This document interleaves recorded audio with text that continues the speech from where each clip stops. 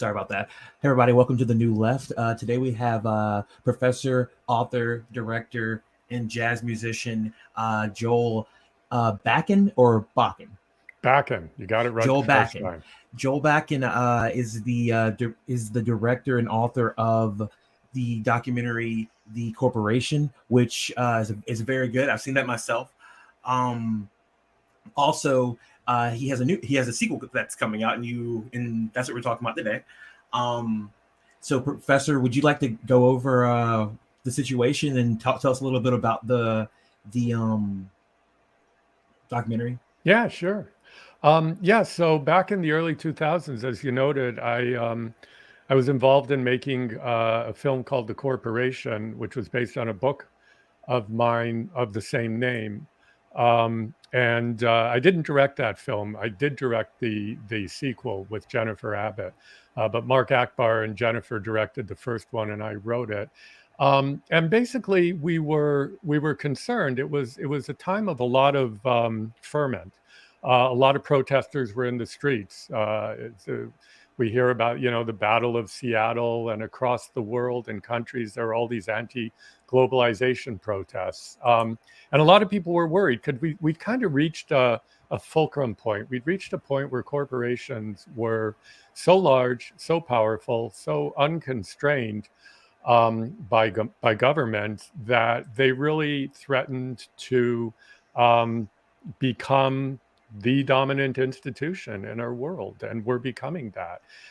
And so people were really worried about that, and our film reflected that.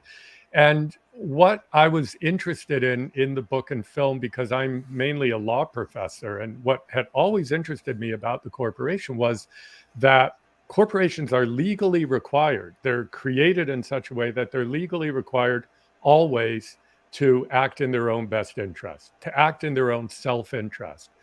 And at the same time, they're legally deemed to be persons. And I had done psychology as an undergraduate, so I put those two things together and I said, well, what would a person who has to always act in their own self-interest be? And the conclusion was that would be a psychopath. I mean, that is by definition what a psychopath is, somebody who's unable to be concerned about other people. So that was kind of the conceit of the first film and the first book. Fast forward almost 20 years.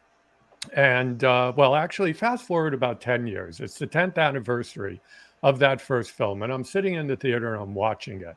And I'm thinking as I'm watching it, we're celebrating it. We've got a big party going on. There's champagne. Wow, it's 10 years since we made the film. Isn't that great?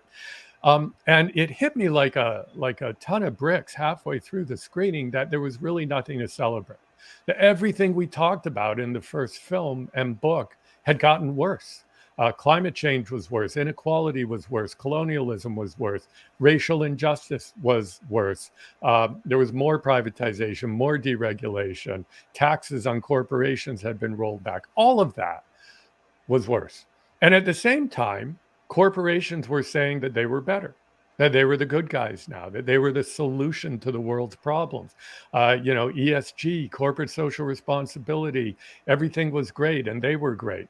And I thought, wow, that's really a contradiction. And so it was at that moment that I decided that a sequel needed to be made. And so I started making it. And we released the film and the book in 2020. And the film is available in Canada. You can see it on Crave. The book is available in Canada and around the world, published by Penguin. And yeah, that's where we are. And here I am. That's fantastic, Joel. I guess I would be the veteran of the group here. I have watched the Corporation twice and the New Corporation 4 times. And just trying to just see if I missed anything on the first few viewings. And of course, the brilliance that you guys did, being able to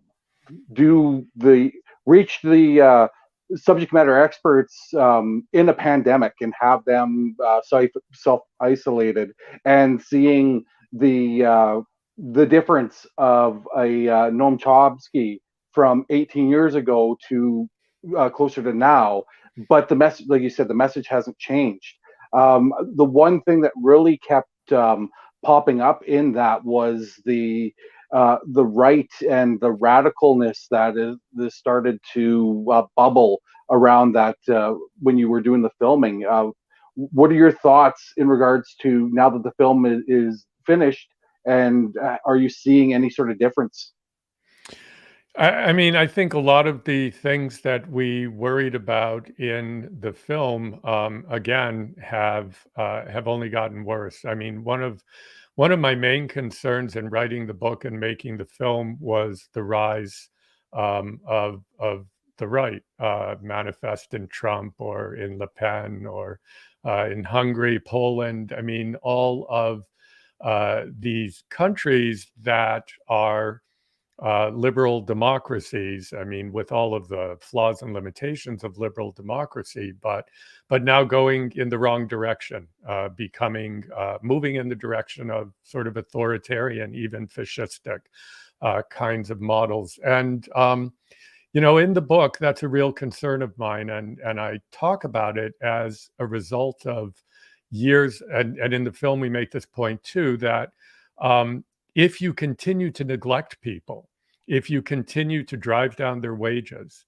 to drive away social programs, to deregulate, to allow corporations to have their way with people, with the environment, with workers, to just not provide any guardrails or protections for the public good, which is what we've had over the last 40 years.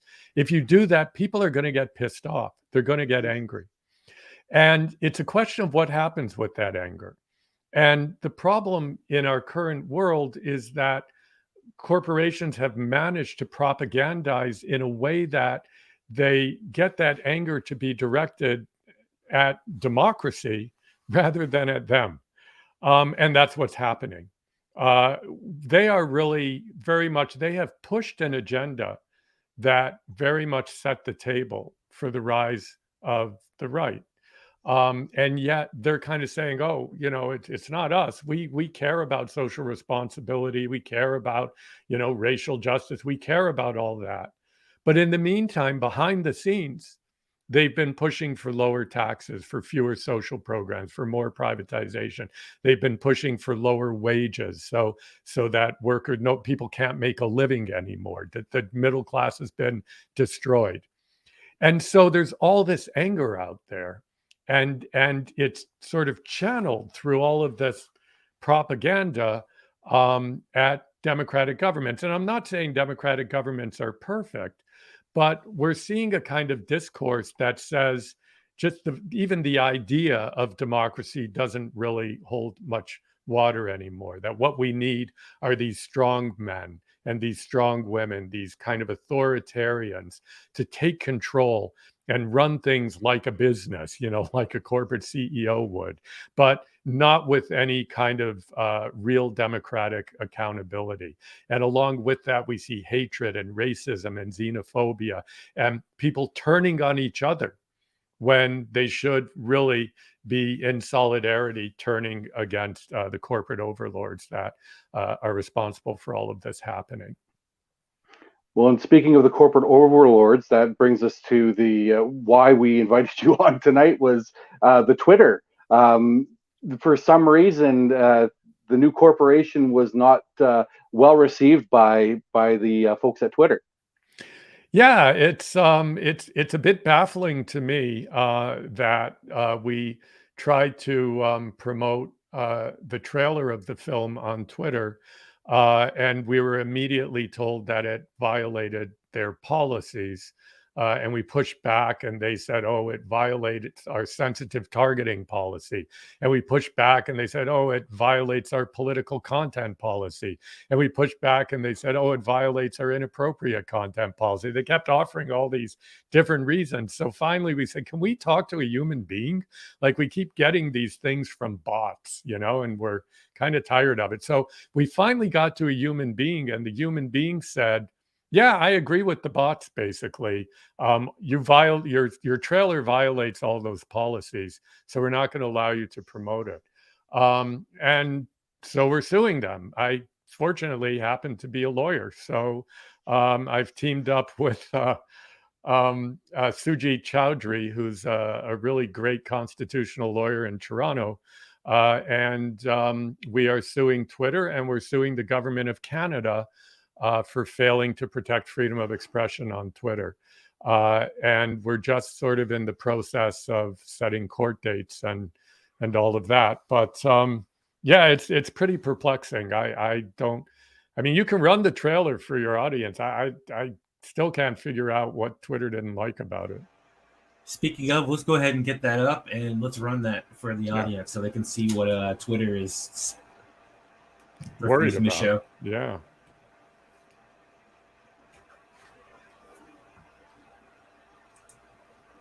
And what's going on, Comrade K? Hello, everybody. Apologies for being late. My grandmother needed my help. She fell, but I'm here now. I'm good. Everything's great. And yeah. Nice to meet you. Nice to meet you too. I love the trailer, by the way. Thanks.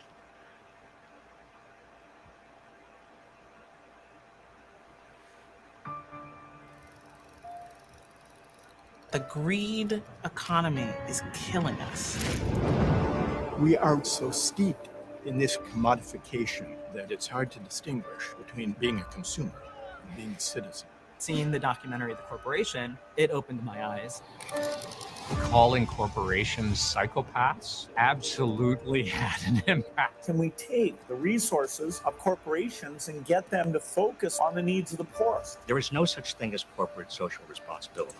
They're literally playing casino with life on Earth. The changes that we feared are coming faster than anybody thought. It's completely out of control. Corporations have figured out there are really big business opportunities in these public sectors. Private schools for the poor is a $51 billion a year market. Take the education system, take the healthcare system. That's a direct threat to democracy. Their reach cannot be underestimated. They know everything about us. If we don't push back, we're going to live in a world in which they are governing us privately through the profit motive. One of the largest corporate bailouts with as few strings as possible in American history.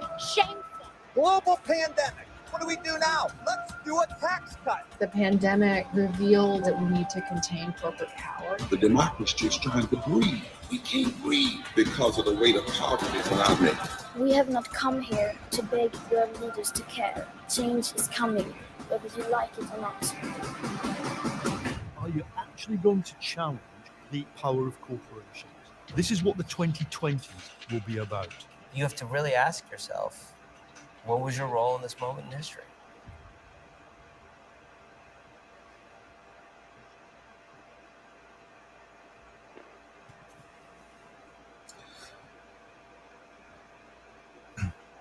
Yeah, I don't see anything really wrong on outside, like anything different than what is being propagandized on Twitter on a regular basis. But they say that this violated their policies. Yeah. I don't get it. I mean, in our legal pleadings, we actually go through and show how corporations themselves have put out things that are much more political than anything there. So it's just really perplexing. I think, that's why, I mean, normally I'm not one to, want to run to court and sue people. But this really I just don't get it. Is it because part of the documentary criticizes big tech? Is it that simple? Is it just self-dealing on their part? I don't know. Is it the fact that there's a lot of investors from those tech companies that are in Twitter and could be? Could be. Now, so it's been on. So I've seen some names like Salon, Forbes, and there are some big companies. And so then you see something like Twitter, who's just going right against it. So one of the things I want to figure out is what's so damaging about it is the fact that this time it's showing the because one thing I noticed in this trailer was the fact that it's showing like the transnational corporation, its hand in like for supposedly nonprofit, for-profit initiatives where they're going in and making private schools around the world and things like that, like a corporate imperialism. Yeah, absolutely. And that's what we call it. We call it colonialism and imperialism in the film, and we have people talking to that point. I think, but you're hitting on something there. I think what is so disturbing in the corporate world about this film is that we are going after the good guys, the apparent good guys. In other words, our whole thesis in this film is not, oh, corporations, you're terrible. It's more, corporations, you're saying you're good, but you're not. So we're kind of calling them out. It's not the typical just kind of, hey, you polluted this forest, or you did this, or you did that. But we're actually very methodically showing how they've created this image of themselves, and then we're just blowing that image up. And I think that image is really what has enabled them over the last 20 years to do things like go into Africa and set up private for-profit schools and say, aren't we heroes? Look at what we're doing for these children. When, as you point out, it's just another form of colonialism or imperialism. Or, we're running these water systems, or isn't it great we're building these pipelines and employing indigenous people? And, they're creating this bubble of niceness in terms of the image for themselves. And I think what is so subversive about this film and book is that they burst that bubble. Some of those perpetrators being the Melinda Gates Foundation, and I don't know what Oprah opening up private schools in Africa as well. There's a lot of billionaire money going into Africa to privatize their school systems and their companies that are coming up. To privatize their school systems, their water systems, their electric grids. The thing about corporations is they always have to find opportunities from which to extract profit. And what they've been doing in the last 40 years is, and what's new, is attacking areas that were previously thought to be within exclusive government domains, and basically taking those over and making profit from them. So they always have to find something. And when you've made all the cars you can make and all the clothes you can make, where else are you going to go? You've opened up new mines, you've done all this. Well, the new area beginning about 40 years ago were all of these domains of the public world that had been effectively immunized from corporate involvement, and corporations started to push to get into them, and they are still pushing. And so initially they do that in the global north. And then when they start to run out of opportunities there, or run up against walls or whatever, then they move into the global south. And Africa is just this huge resource-rich, people-rich domain for them to extract profit out of, just as it was in the 19th and 18th centuries for the big European powers. It's kind of becoming that again. But now it's under this benevolent guise of, Bill and Melinda Gates and all this philanthrocapitalism is how it's described, where you have these sort of allies of, on the one hand, philanthropic organizations and for-profit companies coming together. But it's really not that different than what was happening in the 17th and 18th century. And it's really not that different in this sense, too, that in the 17th and 18th and 19th centuries, people said, hey, we're doing this for the good of those people. We're doing it for the good of the indigenous people. We're doing it for the good of the people who live in Africa. We're the great white saviors coming to, give them the gospel, literally, and give them capitalism and all of this other stuff. And it's the same now. It's always, the gift horse, and you really have to look the gift horse in the mouth. I think that's really cool that you like mentioned that, because you see like I don't know, you see what happened from when when Belgium colonized the Congo, and you see the genocide that happened there. And then you see, and that was that was the 19th century, and then you have like the 20th century when you have the Berlin Conference, and the Berlin Conference like just splits Africa up into all these European countries, and they're just so. And then after those countries when those countries actually start like rebelling and kicking out a lot of them, America starts coming in and start being like, okay, now we're gonna start recolonizing. Yeah, so exactly. It's a continuous cycle, and you know, as we talk about in the film, I mean, there's some great Angela Davis is in the film at the end, and you know, she says that capitalism is inherently racist because at least in the United States, and therefore most of the world, every dollar that's in circulation somehow connects back to slavery, somehow connects back to the dispossession of indigenous people of their lands, somehow connects back and currently to exploiting labor for barely livable wages and extracting profit and exploiting nature and all that. But there's no dollar is innocent of that history and present, of basically extracting capital from dispossessed lands, from enslaved people, and from people who are effectively enslaved, even if not legally, with low wages and everything else.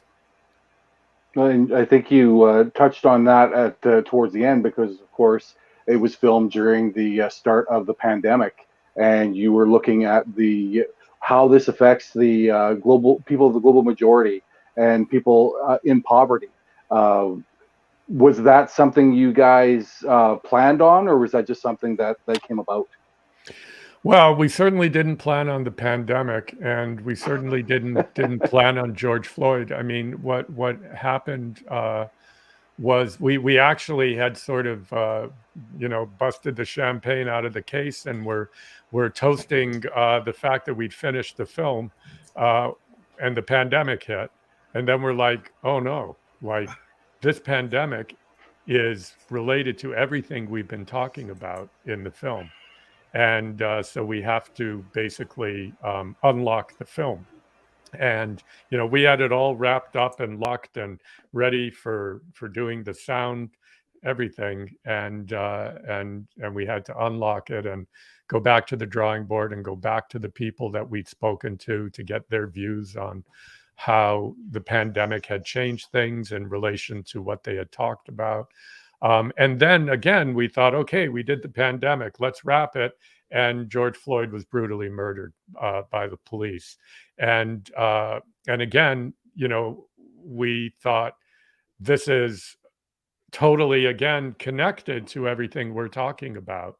The structural racism in the United States and around the world, and how that intersects with capitalism, and how that intersects with the pandemic. And, you know, we can't responsibly release this film without talking about that. So again, we went back to the drawing board, and that is the ending of the film. And it's an ending of both sort of analysis, but also an ending of hope. Because what we were able to show in, not to give away too much, but what we were able to say is, look, people are rising up. People are saying enough is enough. They're not putting up with it anymore. And so we actually went back to some of the interviews that we did prior to George Floyd and prior to the pandemic, and ended with just some really inspiring statements about hope from people that totally were energized by the uprisings that happened in the wake of George Floyd's murder. See the film; it's really great. Absolutely. I mean, as you pointed out, even Salon and Forbes liked it. Forbes, Forbes is like a business magazine. Forbes called it the must-see documentary of the year. So either we did something really right or something really wrong. Or someone got fired. Or somebody got fired. There you go. Yeah. So speaking of someone got fired, not that anyone got fired, but after the corporation, you're 18 years later. Was there any ill will from the previous contributors, or were you able to reach out to the same people and get a similar response? Well, there was ill will. We did hear from some people in ways that were not complimentary, but not many. And I think the reason for that is that in both films and in both books, I mean, it's really important to me. I'm a scholar. The facts are important to me. Analysis is important to me, and integrity is important to me. And so I don't like taking cheap shots. There's no point in taking cheap shots. They may land and they may sting, for a minute, but they don't last. And so for that reason, I don't think people felt that they were misconstrued, or that they were manipulated, or that our editing sort of presented them in a light that wasn't accurate. And so for that reason, it was really only a few comments that we heard. When going back to people for the second film, one of the people who plays a big role in the second film is Lord John Brown, who's the former CEO of British Petroleum. And we talked to him about the Deepwater Horizon disaster and other things. And he agreed to be in the film, despite the fact that in my first book, The Corporation, I spent pretty well a whole chapter lambasting him in British Petroleum. So I figured he didn't read the book, or he didn't get one of his minion to read the book, or he read the book and was game to engage. I'm not sure which of it was, but I really am happy and respect the fact that he came sort of into that lion's den and was willing to do that interview. Well, I don't think I think one of the, like you said, the integrity piece, I think that's huge. And even if someone is being presented in a negative light, you're speaking truth to power. Like, what you're saying is truthful. You're not sugarcoating anything. So if anyone thinks that it's going to be, this is sunshine and lollipops, no, this is realistic and that. But the fact is, I believe, like, especially with the former head of BP, that they understand that you're just telling the true story. They might not like the story, they might want to rewrite it, but the story you're telling is true. Yeah, I mean, that's absolutely crucial to me. And I think it's, there's a strange bedfellows kind of problem, because there are a lot of people on the populist right who, for example, attack the World Economic Forum, Klaus Schwab, and as we do in the film. And so there's a lot of conspiracy theorists out there on the right who say some of the things that are not dissimilar to what we say. But I think the fundamental difference is that they are grounding their views often in really unsubstantiated conspiracy theories without evidence. And, the film and the book that we made, both of them, are not conspiracy theory kinds of works. They are looking at not, a bunch of sort of people in a dark room smoking cigarettes and planning to take over the world, but rather they're looking at the structural dynamics of capitalism and corporations as they are legally constituted and created. And basically saying, if you create an institution like you have in the corporation, and if you create an institution like you have in markets and capitalism, it's inevitable that they are going to need to keep devouring things in order to produce the capital that they need to produce. You know, I mean, Karl Marx knew that. Adam Smith knew that. You know, it's just analysis and facts, but it's not some sort of dark conspiracy of people who come from, you know, sort of alligator ancestors or whatever and wear funny hats and want to take over the world and meet at the World Economic Forum. It's an attempt to deal with these issues seriously. And I think it's one of the real challenges on the left today to continue to make the arguments we make about capitalism, about corporations, about colonialism, about racism, to continue to make those arguments in a serious way, and to distinguish ourselves from the kind of intellectually often questionable conspiracy theories on the right that sometimes say somewhat similar things. I think that's something we on the left really have to take seriously. Austin, did you have a question here? Hi there. Yeah, I was just thinking, you know, what we're really looking at is, you know, corporate fascist, techno-feudal globalism. And, you know, one of my thoughts is that, and I'm sure it's not an original thought, but needing internationalism to combat the globalism. And you hit on economies a bit.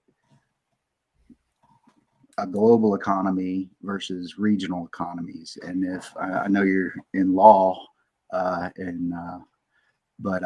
what are your thoughts on maybe regional economies and using internationalism to get there? Yeah, it's a really great point. I mean, there's just such a difference between the economic globalization and globalism of the corporatocracy and of the kind of neoliberal order that we're living in, and the kind of internationalism that socialists have historically embraced, because it's an internationalism that creates a sort of common standards of cooperation rather than competition, and understands that people are best served when the economies are at a scale that they can truly be involved in governing.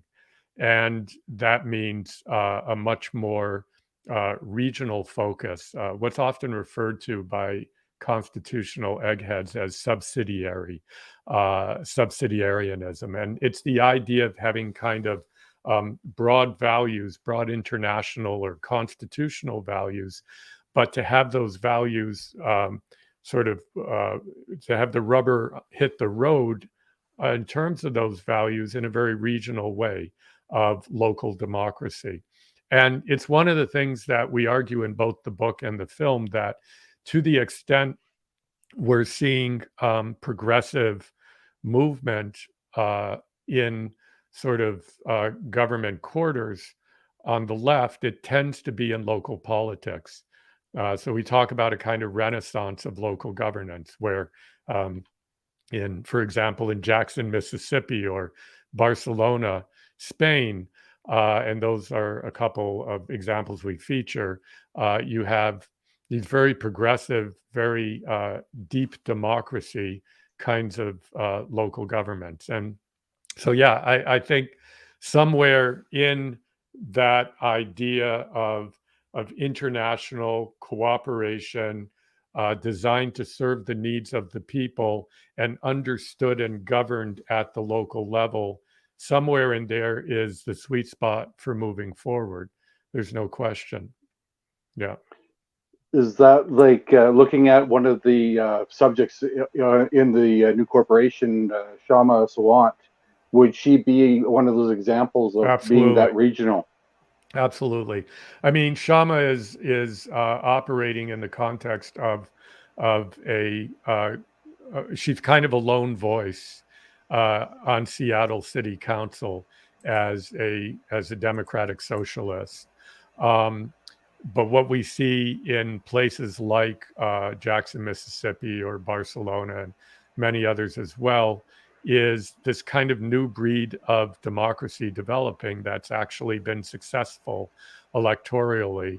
That's very similar to what Shama Sawant is doing.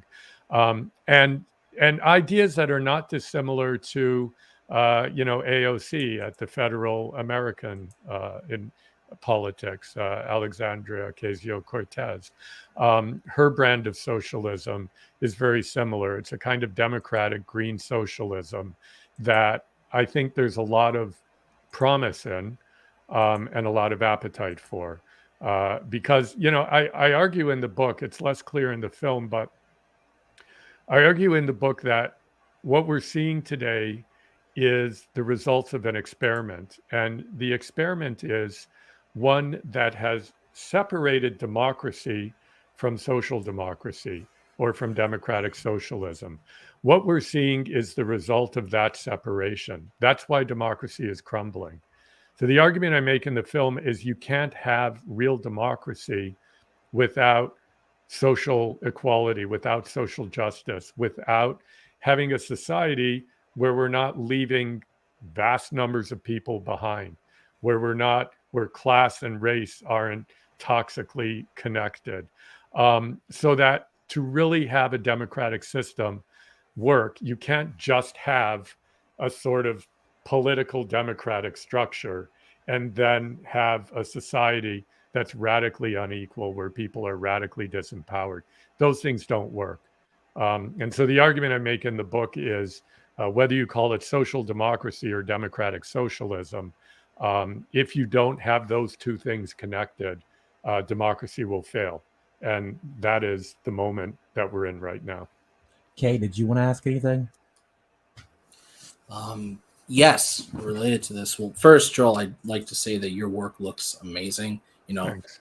Hearing all this stuff about like how you guys went out of your way to reach out to a former CEO and ask them all these difficult questions, I think that shows a lot of integrity and a lot of guts, to be honest. And, I really think it is sad that the trailer was being censored the way it was, because I have seen the most egregious content and ads put out by conservative politicians, corporations, or commentators attacking minorities, attacking people who advocate for queer rights, attacking people who advocate for environmental protections, just making fun of them. I'll see this stuff in YouTube, on YouTube ads. I'll see it on Twitter, and I'll see it everywhere. And it's up to us to report it and be like, hey, this is hateful or just wrong or misinformation. But when it comes to something like you, where you're making a documentary exposing the ruling class for having not only neglected but exploited this world and the people who live in it, you not only have Twitter bots being sicked on you, but you also have people agreeing with those bots and doubling down. And that is absolutely scary to me. And I'm very glad you guys are pursuing legal action. And I just wanted to get that out of the way quickly. But my question is this. If we look at where the environment is now, for lack of a better term, we're in deep shit. we are very much, entering a horrible new era. We passed the point of no return a little while ago, according to some people, and things are only going to continue to get worse, right? The thing is, democratic socialism is really it's good and it's captivated the hearts of a lot of Americans. But I have a question, sort of a predicament that I'll throw your way really quickly in terms of democratic socialism, because the problem in America, of all places, is that it's been the center of global capitalism. It's the center of, imperialism. It's the center of all this horrible corporate greed we're seeing. And, Norway, Iceland, Sweden, those countries that have practiced and initiated democratic socialism very well, they may be capitalist countries, but they are far enough removed from, the corporate core that I guess they were able to form these systems. But in America, things are much more toxic. Things are much more heavily controlled. And these corporate bodies have basically become like modern feudal lords. Any politician that gets elected to the US Senate or Congress and if they run on an honest platform and they don't take super PACs and they're like, I'm going to initiate this policy, environmental protections, human rights, all that stuff, they are egregiously outnumbered by not only people in their own party who are, pro-establishment, but also people who oppose them. It's absolutely overwhelming. And what scares me the most is that even if we had a best case scenario where we had a majority of people in the US Senate and Congress who were democratic socialists, we all remember the age of Theodore Roosevelt. We all remember the New Deal that he made. We all remember the days when America had policies that you could argue were much more economically progressive. But there's a reason why that's in the past and we're here in the future suffering, is because those corporations, all they did was, because the profit motive demands that they keep growing lest they be eaten by their competition, because it is just a case of fish eating each other.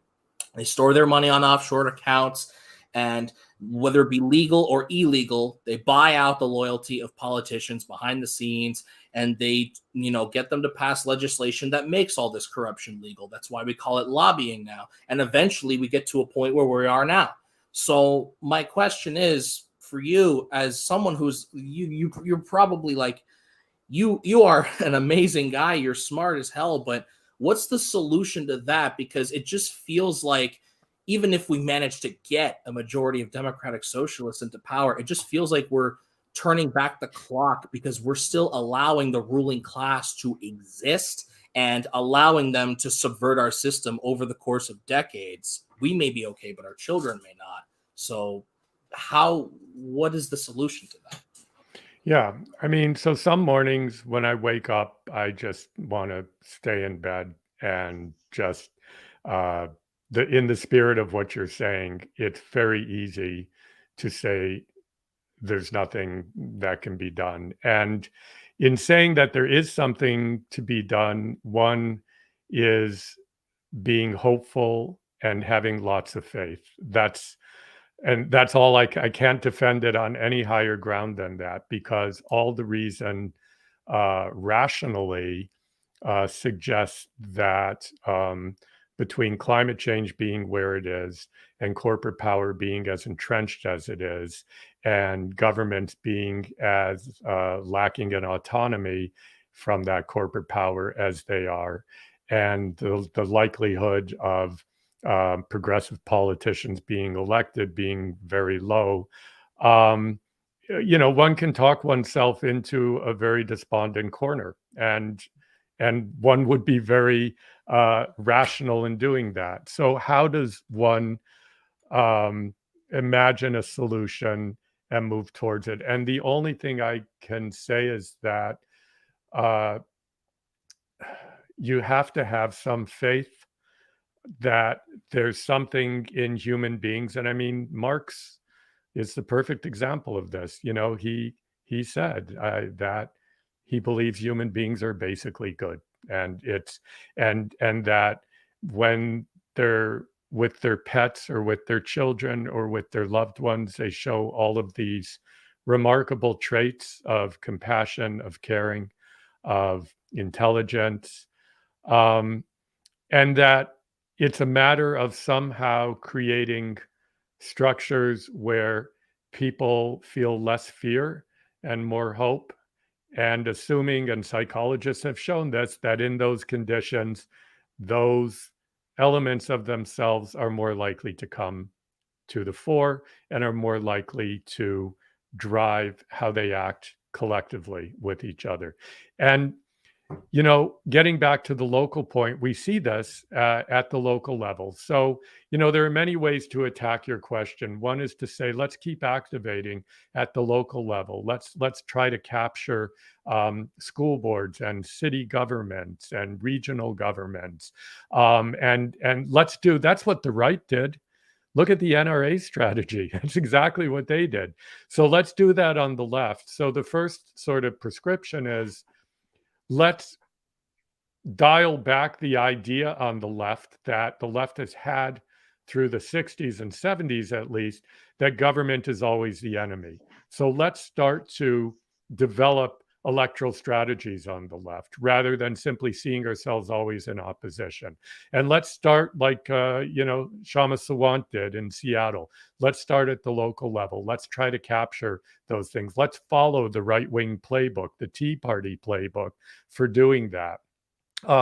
Let's look for hope at the fact that look at how much support, for example, Bernie Sanders had, right? Now, he's not perfect and all of that, and we can get into that, but there's an appetite out there for not just the authoritarian right-wing offering to help people get out of their anger, but there's an appetite for the leftist vision as well. And sometimes those two things overlap in weird ways. So we're in a time of political ferment, is what I would say. And all of the things that we talk about, the feudal, the corporate power, all of that, that's all made up. In other words, it happens in reality on the ground, but it's all made up by law, by legislators and by governments. It's all enabled by law. With the stroke of a pen, you can make a corporation disappear, literally disappear. It won't exist anymore. But obviously that's not going to happen and politicians aren't going to do it. But the point is, it's all artifice. It's all political. The idea of markets are dependent on the state to enforce property rights and therefore dependent on property law. So it's all, and that's how I see it as a lawyer, that our entire system is legally constituted and can be unconstituted or constituted differently. So we don't have to allow for companies to park their capital offshore. We could stop that if we wanted to. It's a matter of political will. You look at, I take some hope from Australia, the recent election. The Labour Party in Australia isn't perfect by any means, but what we're seeing there is this ferment, this anger, this worry about the planet, about inequality, about all of it, actually manifesting itself in something that might be defined as progress. So, I wish I had an answer that said, okay, here are 5 things we need to do and then everything will be fine. But I don't. But what I guess my answer is that the things that seem so entrenched aren't, in fact. They are entirely contingent on states and governments and laws and politics enabling them. Corporations only exist because states create them. They're not part of nature. They're artifice. And so it's really a matter of sort of recreating a collective consciousness that pushes for a more human and more planetary way of life. And I know that all sounds fairly namby-pamby, but the work to do is in the streets protesting. The work to do is, as I say, running for your school board or for your local city government. The work to do is the kind of work you're doing and having this podcast or whatever it is. The work is the kind of work I'm doing. Like there's a lot of work to be done, and it's pretty obvious what kind of work needs to be done. And I guess in my kumbaya, naive sensibility, if we're all doing that work, my hope is that something good will come of it before we burn the planet up. I didn't mean to insinuate that you were naive or if everything was hopeless. I'm sorry if I gave off such a dark like Jesus. But what I meant to kind of inch us toward is because you are right. There is a huge appetite for actual progressive social change, and while these parties aren't exactly perfect, it's better than the alternative, which is just keep steamrolling towards disaster. My sort of thing is wouldn't it make more sense, because these horrible people with power, rather than putting simply restrictions on that power, which is temporary cages that can be eroded, wouldn't it make more sense to subvert the political system and take power away from those people and put it into the hands of good people, average people? workers, people who have Yeah. that drive in their hearts, like you said, democratic control over the workplace. Therefore, that money can no longer be used to perpetrate violence against the environment.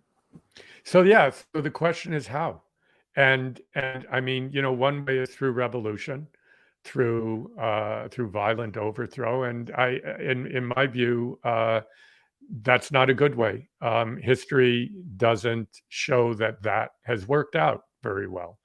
To have a kind of cadre of enlightened people showing the way for everybody else, it doesn't work. So I guess, you know, rightly or wrongly, and I've thought a lot about this, I still think the best tool that we have is the existing political institutional system. So that, yes, I agree with you. The working people, young people, women, indigenous people need to take over those institutions, but they need to do it through changing, through educating people, through raising consciousness, through creating collective sensibility and winning elections. And so, you know, in the film, we talk about this sort of potent connection between activism in the streets, activism in organizations, and activism in electoral politics, and all those things coming together. And I urge you to look at the situation in Jackson, Mississippi. It is a perfect example of how that happened, and how they ended up with a quite radical city government. So it's you know, and that's the only vehicle I see out there. It's not enough to just go in the streets and protest. It's not, in my view, desirable to engage in armed insurrection. I don't endorse that because I don't think it's ever worked historically in any lasting way. But I do think that we still do have these democratic institutions. And, you know, what's happening is that the right is hijacking them. The authoritarian right is getting themselves elected, is using the existing democratic institutions in very strategic ways. We need to do that on the left. Yeah, I wanted to harp on that really fast.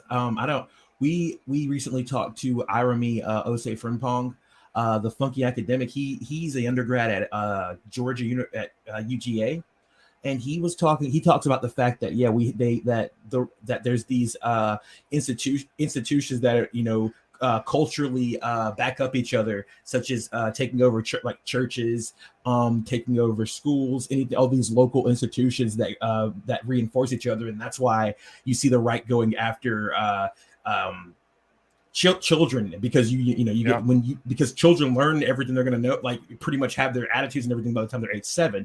So if you get the preschools and the elementary schools, that's where you start. So you start that, because if you, in the words of Dr.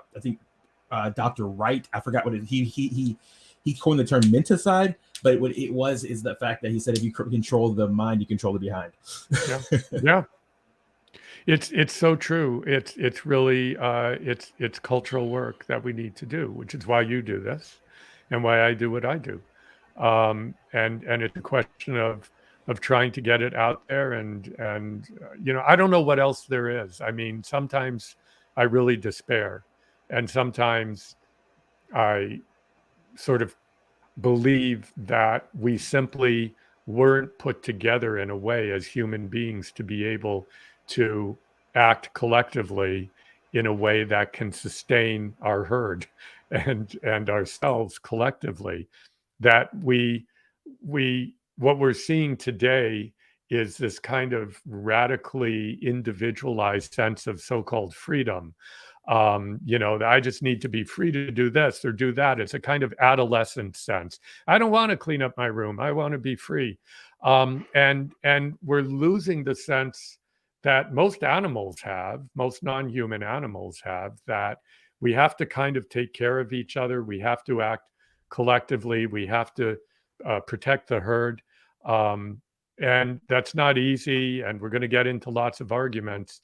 But what's happening in today's world is that the project is just being abandoned. And it's happening at a time when the need for collective action is urgent in light of climate change, in light of many other things. So, yeah.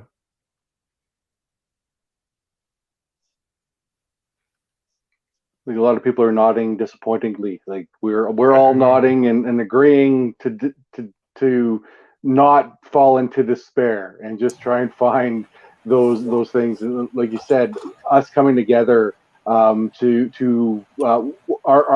purpose here is to educate and to dissect the propaganda that's being pushed out by the mainstream media and give people the truth, basically, because a lot of us don't believe that the truth is being presented to us, or there's a facsimile of the truth or a corporation truth compared to what really is true. And I guess my question for you would be: we have Julian Assange, who is a prisoner, just despicable act that's being held in Britain, wanting to send him to the United States.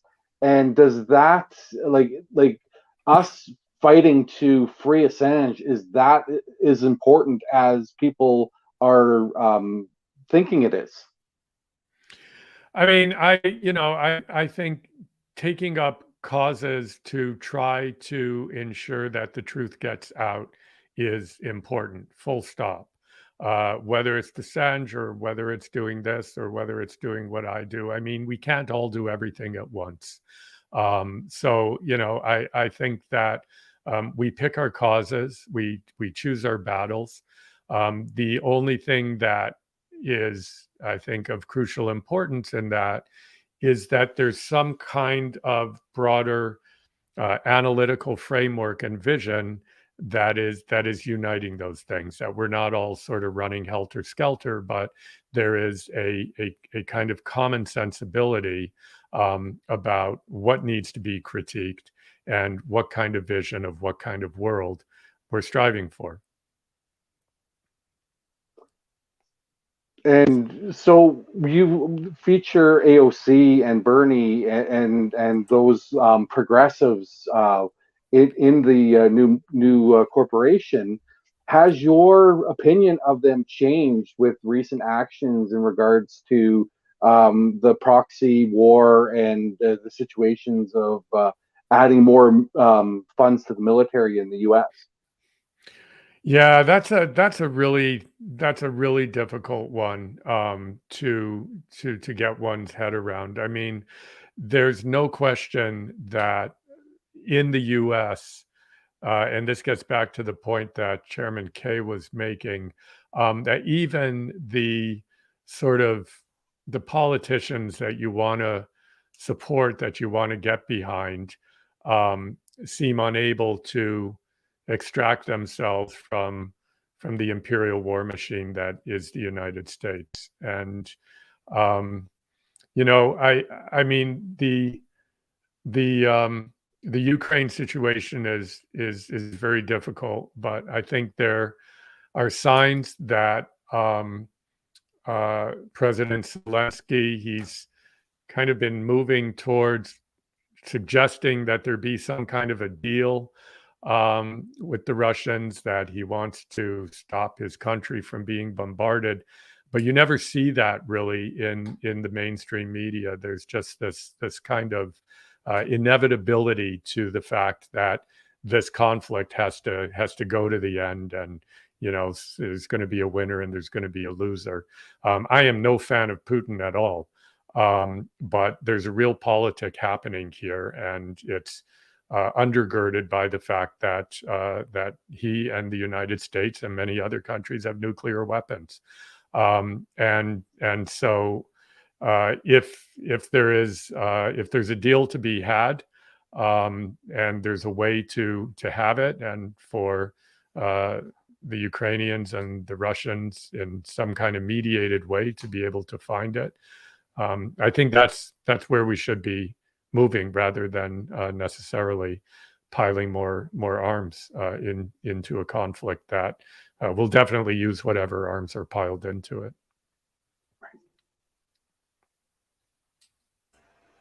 I wanted to ask a question. Have you a lot of the way the corporation sounds? It sounds like a book called Democracy Inc. by Sheldon Wolin. Have you you never read that book before? Yeah. I think my book was first. So, but yeah. Yeah. I mean, Sheldon's argument is a little bit different than mine, in the sense that I think what is sort of different or unique about the work that I've done is that I really get into the legal constitution of the corporation and try to understand how it is that that legal constitution makes it inevitable that corporations will act the way they act. I definitely talk about the influence of corporations on democratic processes, the capture of regulatory agencies and governments by corporations and corporate organizations. But the focus is really kind of out from the legal constitution of the corporation, and Sheldon's work is a different emphasis than that. But having said that, there is an endless need for people to be writing books and making films and doing podcasts on these issues. It's never going to be too crowded a field, because what we're up against is an incredibly crowded field, and that is all the marketing and PR and propaganda that's pumped out by trillions of dollars worth of combined capital. So I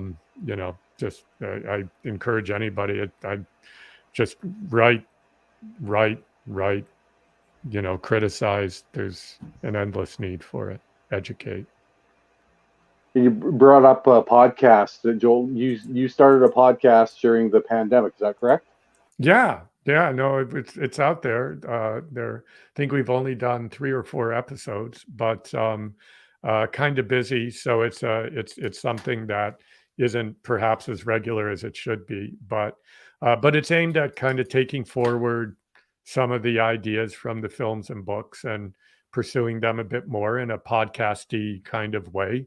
And the first episode is about the case against Twitter. So I think it's a fun listen. You can find that at my website, just joelbakan.com, or at the website for the film, the new corporation.movie. And you had the company Cool World is your PR partner. What got you to choose that particular firm? Oh, well, I mean, it's kind of a mom and mom firm. I mean, it's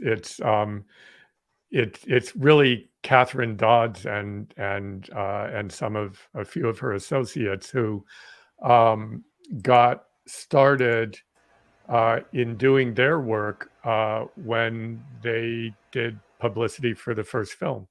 And they did really, really creative stuff for the first film. They created like these salons and stuff that doesn't happen now in this pandemic digital age, but where people would actually, get together like in person, physically, in real life, and talk about the film after watching it. So they did all these great things. They're really a wonderful company for progressive independent filmmakers and authors.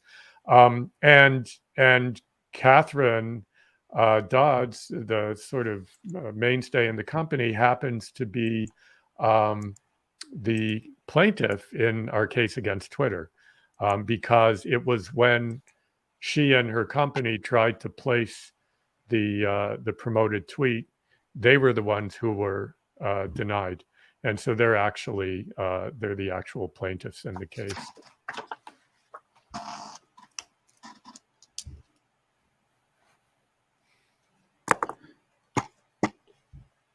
Hey, I did want to ask. I picked up the audiobook. And I was wondering if maybe you could sign an NFT or anything for me. I don't know how that all works, but Sign in. I don't know how to do that. A non-fungible token. My son told me about non-fungible tokens, and I still don't understand them. I mean, he explained it to me, and I still don't get it. But anyways, how would I do that? Well, do you know what money laundering is? Yeah. You're there. Okay, that's all I need to know. Okay, great. So you want me to sign your audiobook? Is that? Yeah. Here, Joel Bakan. There's my There you audio go. signature. There's the signature. So yeah, we're looking at the different aspects in, I guess, nowadays, right now, and I think like that one that keeps popping up here is we got Catherine. See, you said she does great work. There she is. NFT. She's working on it right as we speak. So it's that never stops working sort of aspect. Yeah, so you've exactly. got the Twitter lawsuit. You've got, but the big thing is you just yesterday had the release of the documentary on American platforms. Yeah, we're super excited about this because it's been a long time coming for reasons, partly the pandemic and other things, but we are now officially in distribution in the United States. It was very frustrating that anybody can watch it here on Crave or on various platforms, but people in the U.S. couldn't watch it, and it's a film that's very relevant to the U.S. I mean, it's about the American corporate empire, and so we really wanted to get it into the United States. So now you can watch it on Google Play, iTunes, Amazon Prime. You can buy the DVD.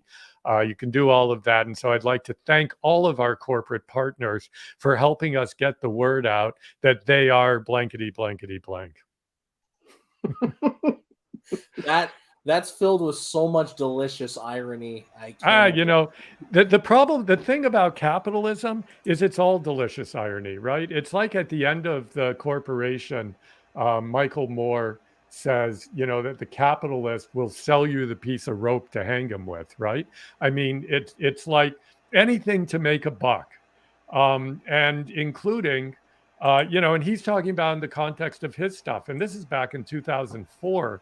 And so Michael Moore is saying, like, it's crazy. Like, they put all my stuff on TV and I'm just railing all over them. And it's the same for us. Like, Amazon Prime's going to make some money off us. So the fact that, we take many swipes at them in the film, so what? I wish Twitter were like that. Well, maybe with new ownership, they'll change their ways. Yeah, I'm waiting. I'm waiting for Elon Musk to call and say, "Oh, sorry, I've taken over Twitter now, and we won't fight your case anymore because you're right." Somehow, I don't. Maybe he'll be in the new movie. As long as you don't cover his family's emerald mines, I think you guys will be totally All right, I'll take a note on that. Thank you. But the other aspect for the movie, though, is when you were running into the initial, basically the censorship by Twitter, you did the 1,000 screenings, and you're still running that initiative. We are. What does someone have to do to be a part of that? Just get in touch with Kat, and not to be marketing or anything, but it's cheap. It's great. You just get a group of people together and go to our website, and there's a form of how to do it. It's depending on how many people you have. But if you get a group of 20 people together and you want to watch the film, we'll do a community screening. I mean, the community screenings are only really, it's available in Canada on Crave, so you can get it that way. But But if you want to do like a large group screening or like 30, 40 people and then have a discussion about it, or have it on this podcast and then have a live stream Q&A with me or with Jennifer Abbott, the other director, all those things are possible. So it's a great thing, and it's really great in places where we're not in distribution yet. So, we're in distribution in quite a few countries, but if you're in a country, and now in the United States, but if you're in a country where we're not in distribution, then it's really the only way to see it. And so, yeah, you can go to the website, thenewcorporation.movie, and sign up to do one of those. And you've got a fundraiser that you and Cool World are running. For the case. Started on the 23rd, correct? Well, I mean, we've been running it for quite a while, but we keep kind of rebooting it. And really, we have various, I mean, myself and my co-counsel, Sujit Chowdhury, are not taking any money for fighting this case. We're doing it for the principal. But we still have costs. We have expert witnesses. We have to pay researchers, filing costs, paper clips, all of that kind of stuff. So yeah, we've been running a fundraiser, and we like to link the 1,000 screenings with the fundraiser, and I'm always available to come and do Q&As and things like that. And as you can tell, I like talking. Well, we love having you here. I guess you guys did one on the 27th of January that people that are part of the fundraiser, they'll get access to that recorded panel. That's right. Yeah, I mean that's how we do it. We do screenings and then we record things, and I'm not sure exactly how Kat and her group have set it up, so I can't say specifically, but there are all kinds of ways that we bundle things together. We take our cues from the professionals out there like Walmart and Amazon and like coming up with bundle packages, right? So we can have the most impact. Yeah. I have just a question for you. You guys have been advertising this as much as you possibly can because you want as many people to know, about what you guys are trying to do and what you guys are trying to say. This is going to make me sound like a total degenerate, but bear with me, anyone watching. Have you guys tried using TikTok as much as possible? Because for trailers, especially one that's as short as that, I think you could go far on a platform. Right. So as I think I mentioned to one of you, I barely know how to turn on my laptop. So TikTok is something I know nothing about. However, having said that, I have no doubt, and maybe if Kat, you're lurking out there somewhere, you can weigh in. I have no doubt that Kat and her team have put together some presence on TikTok for this film. I'd be surprised if they haven't. And on Snappy Chat or whatever it's called, and I don't know what are all these Instagram, all these things. You had all of them right except for Snappy Chat. Snappy Chat. It's all that's good. the new one coming. That's the update. Does it still exist? Oh, it's Snapchat. It's Snapchat. Yeah. It should be called Snappy Chat. That's snappier. I like that better. No, it's got to have 2 syllables. If it has more than 2 syllables, it can't be a social media. Oh, good point. It's too hard to say. All right. Well, yeah. Oh, sorry. Well, thanks, Eric. Yeah, no, I think we're on TikTok. I think, but I don't know, and I guess Kat isn't there, so she can't help me out on this. But yeah, they're totally. Kat and Cool World are like so social media savvy that they allow me to be a Luddite, and they do all that stuff. Snip snap. Yeah, we have our audience is fun. They're really responsive to a lot of things like that. Oh, great.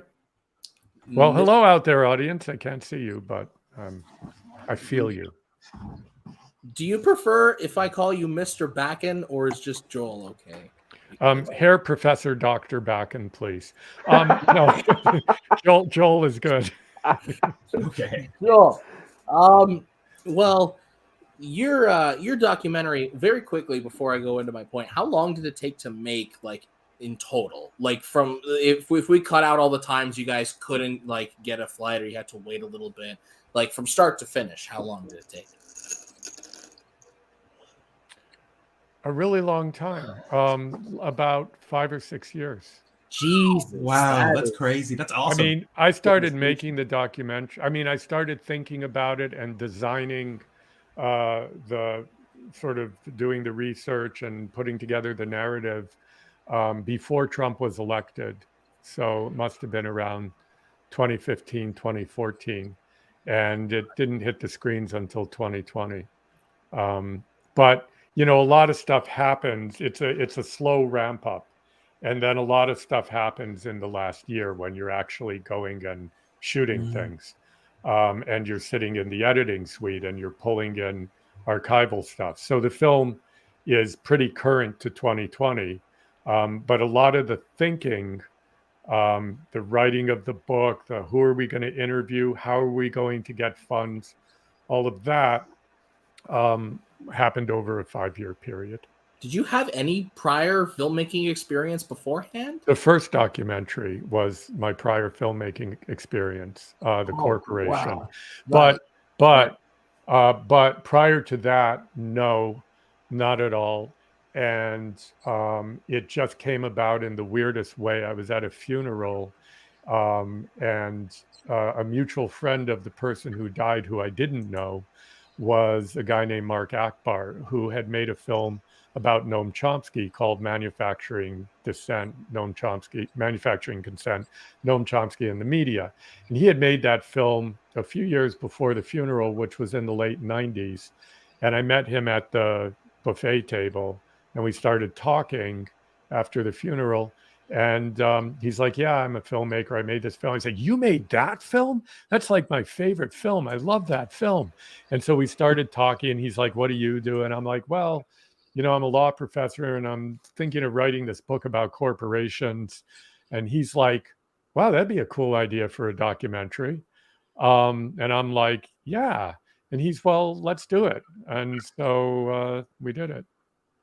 Yeah. So you wrote the book in the process of making the documentary. Is that correct? Yeah. So it was really a kind of a dialectical process between the book and film, in that I would have ideas, I'd write them in the book, I'd go out, I'd think about who I wanted to interview from formulating those ideas. We'd go out and shoot those interviews. I'd get the interviews back. They'd give me other ideas. I'd integrate them into the book, and we'd start to think about editing the film. So it was both films and books were written through that process, which I think is unusual.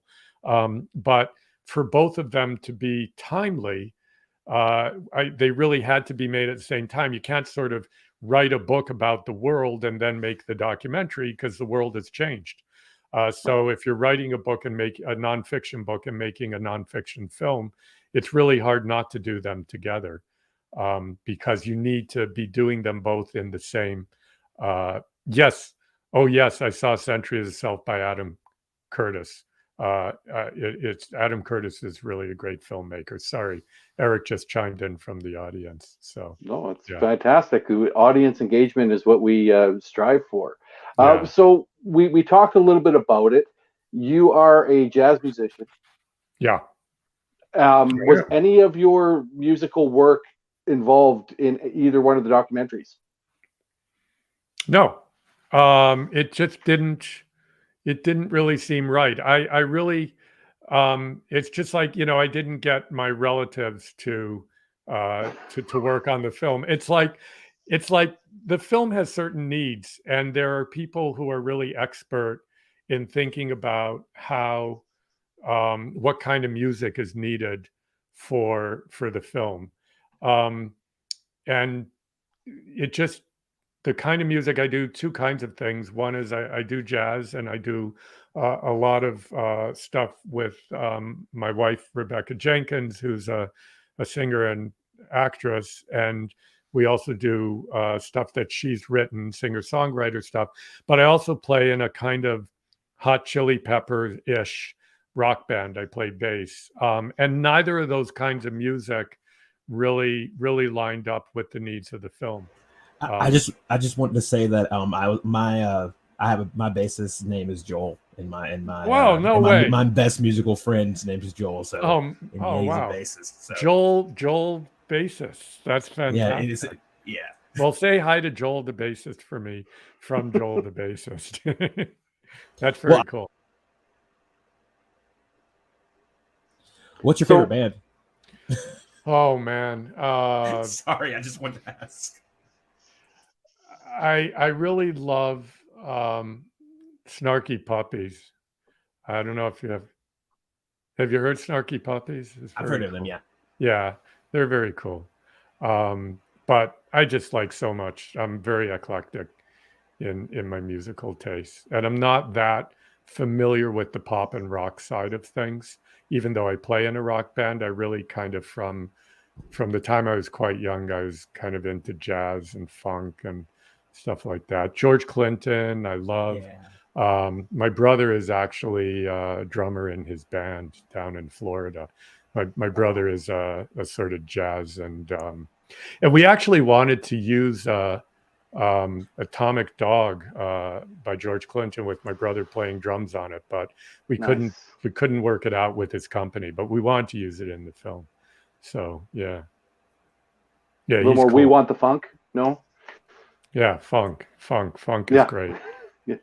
Man with a Mission, I'll check it out. It's a really good band. So yeah. So how long do you guys normally go? Usually about an hour and a half. An hour and a half. We're letting you. Yeah, we're letting you get to have some dinner because we know that it's you sat with. We appreciate you sitting through the hour differences here and missing your dinner a little bit. So. Oh no! I don't mind it at all. Enjoying myself. I'll try to find. I'll try to send you. I don't even know how to send you anything. I don't know how I do that. I was going to send you some music to play us out with. Do you see the private chat? It should be I think there you can see the private chat. I've got it's on my phone, and so I don't I'm just such a dweeb. But I'll keep talking while I'm doing this. So. Well, do you know what the EGOT is? Anybody ever heard of that? It's where you get the Emmy, Grammy, Oscar, and Tony. I do think. ERGOT. Don't know about that. So what if I send an email to one of you? This is rock. I'll send a text or email. If you give me I don't know how to put it in the chat. That's how bad I am. Do you want to send it to People's Voice Network at protonmail.com? People's Voice Network. People's Voice Network. Oh, wow. It even comes up in my thing. pvn@gmail.com. Yeah, go ahead and email that. Yeah, email that. I just emailed it. So this is my rock band. Did you get it? I need to go to Google really fast and I'll grab that. Okay. Coming up. See, this is live showing here. People on the watching on the replay, we're in the midst of using all our technology to be able to provide you with the premiere of Joel Bakan's music on the PBS. It's an unmixed and unmastered cut from an album that will be released in a couple of months. Cool. Oh, fantastic! So we will. Okay. You are on that, and we will promote that for sure. Okay. Okay. Oh. Did you want us to play it now, or do you want us to play it as an exit? Play me out. Okay. Play me out. I have to go eat dinner. Okay. And I'll say goodbye. Lovely. And it's a pleasure, Joel. Thank you. Thank you. Really great. And let's do it again. That sounds great. You have a good night. You too.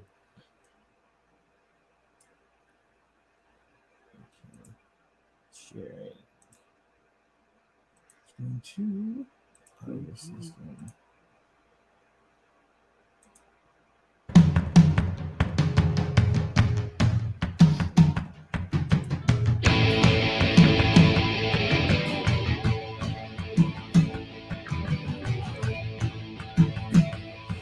y'all heard it here first.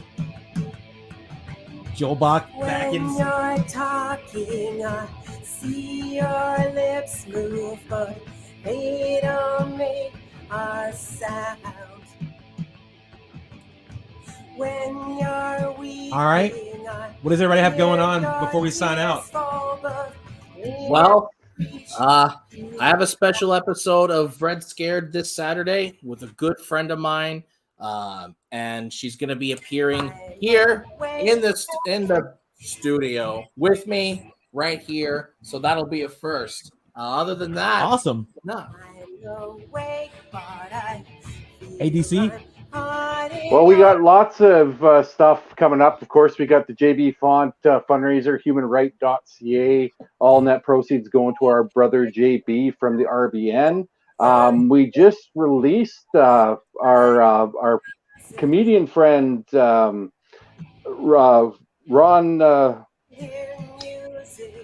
posted something that was that picked up some steam there. Ron Placone. And Ron's reached out to us, so we're going to do a collaboration with Ron Placone on some stuff. But we did a Ron Placone's inspired USA Unraveled Shithole of Atrocities mug that's available at ballergear.ca /product/ADC in that. But yeah, go to ballergear.ca, type in USA, you'll find it there. And of course, we're always doing the left, white, north when we can. Won't have one this week, but next week we will be back up and running. And Austin. Everything's changing. I feel like Let's see here. I got not too much going on. Summer starting, as y'all know, and I do know that June 18th in Washington D.C. If I can, I'll be there for the Poor People's Campaign. But other than that, just trying to start a revolution, baby. Sounds good. And well, I'll be back on us. Well, we're going to start doing Overlook News on Mondays, releasing it on the afternoons, hopefully. And I've started a new script for Next Revolutionary Reader, and hopefully see everybody next week on our next panel. Everybody, y'all have a good night. I'm awake.